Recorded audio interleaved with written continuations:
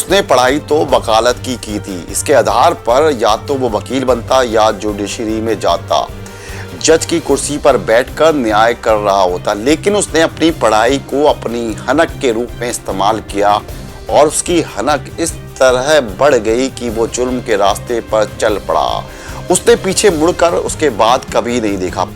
पिछले 10 से 15 साल में पंजाब के कांस्टेबल का ये बेटा देश ही नहीं बल्कि पूरी दुनिया में अपनी दहशत फैला चुका है। आज की तारीख में उसके पास 700 शूटर की एक फौज है। उसके इशारे पर वो किसी को भी मार सकता है।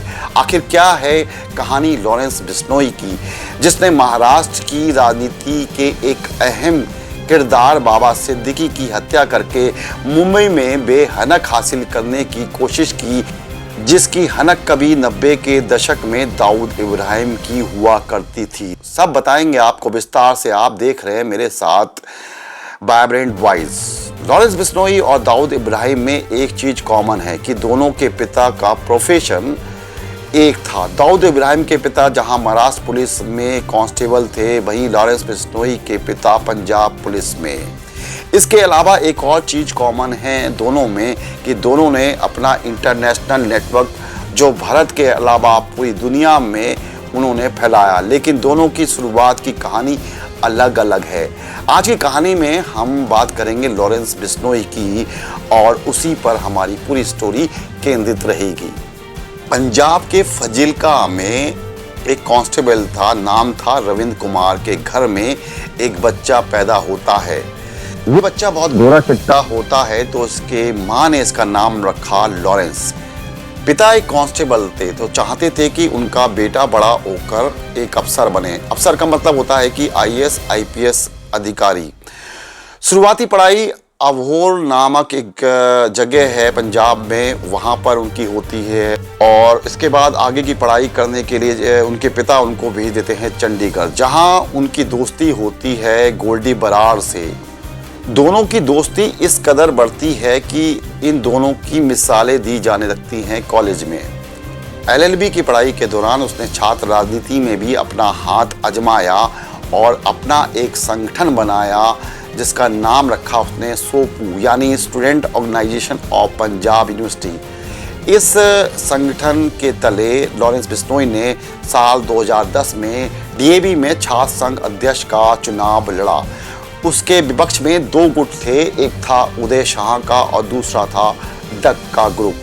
परंतु इस चुनाव में लॉरेंस बिश्नोई जाते हैं हार, और हार के कुछ समय बाद 11 फरवरी 2011 को लॉरेंस ग्रुप और उदय शाह ग्रुप में आमने सामने टक्कर होती है, बार होती है। वहाँ पर हो जाती है फायरिंग और कहा जाता है कि लॉरेंस बिश्नोई ने अपने हार का बदला लेने के लिए ये फायरिंग की थी।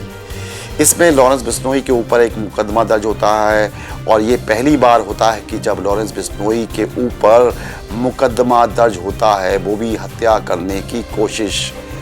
क्योंकि मामला गैर जमानती था और उसके बाद उसकी गिरफ्तारी होती है, लेकिन कुछ समय बाद वो जमानत पर छूट जाता है। हालांकि 2006 में पंजाब में डंपी नाम का एक व्यक्ति की हत्या हो जाती है। इस केस में भी रॉकी का नाम सामने आता है जो लॉरेंस बिश्नोई का करीबी माना जाता था, लेकिन तब लॉरेंस बिश्नोई उस केस से जाता है बच। 2011 में भी एक फाइनेंसर के साथ लूट के मामले में लॉरेंस बिश्नोई का नाम आया था, लेकिन तब भी उस पर कोई केस दर्ज नहीं हुआ।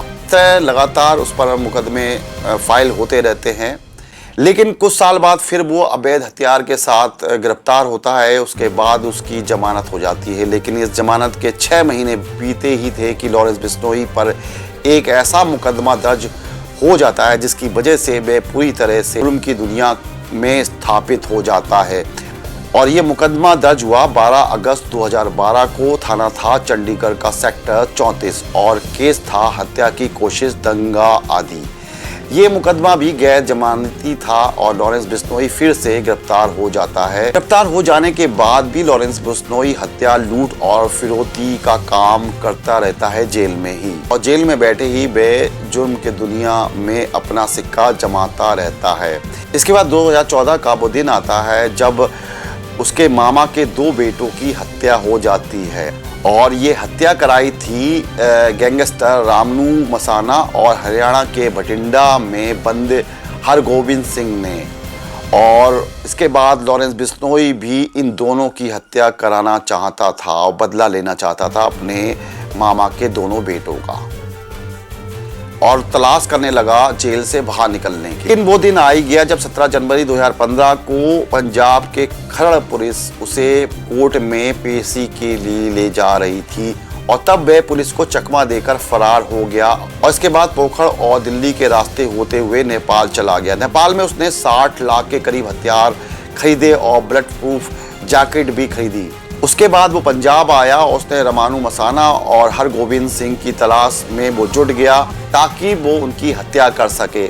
वो इन दोनों की तलाश कर ही रहा था कि 4 मार्च 2015 को पंजाब पुलिस ने उसे गिरफ्तार कर लिया। लेकिन जब वो जेल में गया तो जेल में रहकर उसने अपनी एक फौज बनाना शुरू कर दी थी, और कहा जाता है जेल में भी उसके पास करीब 40 सिम और कई फोन थे। जेल में बैठे बैठे वो लोगों से रंगदारी मांगता और धमकी देता, और कॉन्ट्रैक्ट किलिंग की सुपारी भी वो लेने लगा था इस बीच। लेकिन उसने फरीदकोट जेल में रहकर 2017 में राजस्थान के जोधपुर के डॉक्टर चाणक्य और एक ट्रेड व्यवसायी को मारने के लिए 50 लाख की सुपारी ली। उसने फोन के ही जरिए डॉक्टर की BMW में आग लगवा दी, और ये केस जोधपुर में दर्ज हुआ। इसके बाद उसे जोधपुर की जेल ले जाया गया, लेकिन वहां भी लॉरेंस बिश्नोई का नेटवर्क चलता रहा।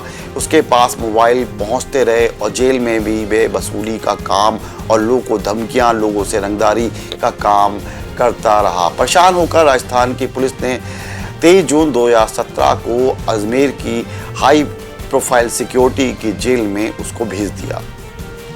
अजमेर की इस गोगरा घाटी जेल को काला पानी माना जाता है, जहां पूरे राजस्थान के कुख्यात अपराधी रखे जाते हैं। ये जेल इतनी कुख्यात मानी जाती है कि एक बार अपराधी अनंतपाल को पेशी के वक्त उसका इनकाउंटर हो गया था। इस कुख्यात अपराधी के भी यहाँ कई शूटर हैं। इस जेल में लॉरेंस बिश्नोई की मुलाकात अनंतपाल के भाई से होती है। अनंतपाल के इनकाउंटर हो जाने के बाद उसका गैंग कमजोर पड़ गया था, लेकिन लॉरेंस बिश्नोई ने इसे अपनी ताकत दी। जहां इस जेल में जाने से अपराधी खौफ खाता था, वहीं लॉरेंस मौज मस्ती से जी रहा था इस जेल में। उसे वहां भी मोबाइल मिल गया था, लेकिन जब जेल में पुलिस ने दबिश दी, के पास से 2 सिम और एक मोबाइल मिला। हालांकि कुछ दिन बाद फिर उसके पास मोबाइल और सिम पहुंच गया। हालांकि उसने इस जेल में रहते हुए अनंतपाल के विरोधी रहे सीकर के सरपंच सरदार राव को अपने शूटर रविंद्र काली को भेजकर 27 अगस्त 2017 को हत्या करवा दी, और जोधपुर में अपनी धाक जमाने के लिए लॉरेंस ने 17 सितंबर को अपने शूटर हरेन जाट और रविंद्र काली से जोधपुर के कारोबारी वासुदेव इसरानी की भी हत्या करा दी। इसके बाद अनंतपाल के गैंग के भी लोग उसे अपना सरगना मानने लगे। हालांकि पुलिस लॉरेंस के गुर्गे को गिरफ्तार करने में कामयाब रही, लेकिन लॉरेंस ने फिर से नए गुर्गे इकट्ठे कर लिए। ये गुर्गे जब जेल से जमानत पर बाहर निकलते तो वो लॉरेंस का आदमी बनकर बाहर निकलते और उसके लिए ही काम करने लगते। जेल में बैठकर अपनी आपराधिक सत्ता चला रहा लॉरेंस बिश्नोई पुराने मामले में सुनवाई के दौरान 2018 को राजस्थान अदालत में पेशी के दौरान पहुंचा था। पेशी के दौरान मीडिया के लोगों ने उससे कई सवाल उसके बारे में पूछे तो उसने कहा पर लगे सभी मुकदमे गलत हैं और पुलिस उसे जबरन फंसा रही है। इस दौरान लॉरेंस बिश्नोई ने कहा कि पुलिस का क्या है जो हाथ आ जाता है उसे आरोपी बना देती है। आज मुझ पर आरोप लगाया है, कल कोई और पकड़ा जाएगा उस पर भी आरोप लगा देंगे। मैं तो एक स्टूडेंट हूँ, मेरा आपराधिक मामले से कोई लेना देना नहीं। अपराध क्या होता है ये तो सलमान खान को मारूंगा तब पता चलेगा। हालांकि लॉरेंस कभी सलमान खान तक नहीं पहुंच पाया, लेकिन उसकी धमकियां लगातार सलमान खान और उसके पिता सलीम तक पहुंचती रही। इस बीच लॉरेंस बिश्नोई के पुराने दोस्त रॉकी की हत्या हो जाती है।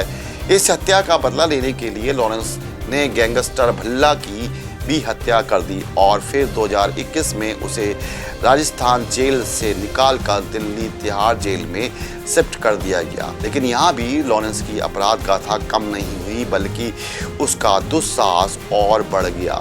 उसने कनाडा में बैठे अपने दोस्त गोल्डी बरार से मिलकर पंजाब के सिंगर सिद्धू मूसेवाला की भी हत्या करा दी और कहा कि ये हत्या उसके साथी बिट्टू की हत्या का बदला है। सिद्धू मूसेवाला की हत्या के बाद पंजाब के एक और सिंगर और सलमान खान के करीबी दोस्त गिप्पी ग्रेवाल के घर भी फायरिंग कराई।